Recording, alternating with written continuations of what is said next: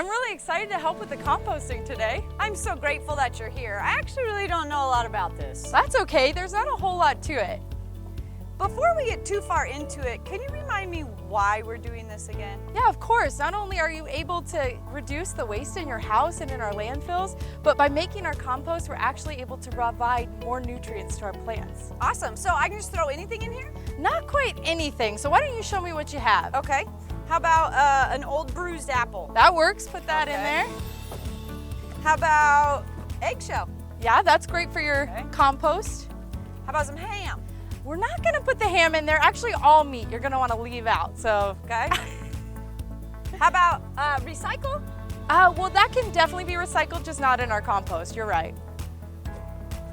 How about my extra pieces of carrot? Perfect, throw them in there. Okay, now what do we do? So there are a few more steps, and really I think it would be great if we saw how farmers do this on a large scale, so you know what I'm talking about. All right, let's go. Composting is a great way to eliminate waste from landfills and put nutrients that plants need back into the soil. Adding a layer of compost can also increase the amount of water soil can hold by 4 times. Aside from being used on farms, compost can provide nutrients to the grass on golf courses and other recreational fields. Ever seen a pile of compost? Chances are it was steaming. That's because microorganisms inside the piles create heat when they are working to break down green materials. Millipedes, soldier fly larvae, and worms can also help by eating away at the waste in compost and creating air pockets in the soil.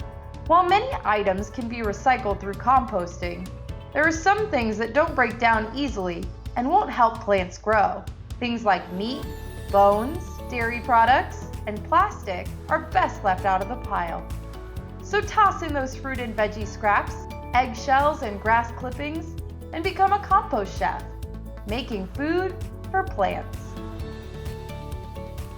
That was pretty cool and a little different than I thought it would be. I thought it was just gonna be a really big bucket. Yeah, and even though there's a little more to it than just throwing things in a bucket, now we got a chance to see that, and now you can make some great food for your plants. That's pretty cool. So even though farmers are doing the majority of the work, we can still do some of it at home. That's pretty cool. Yeah. Thanks for the help.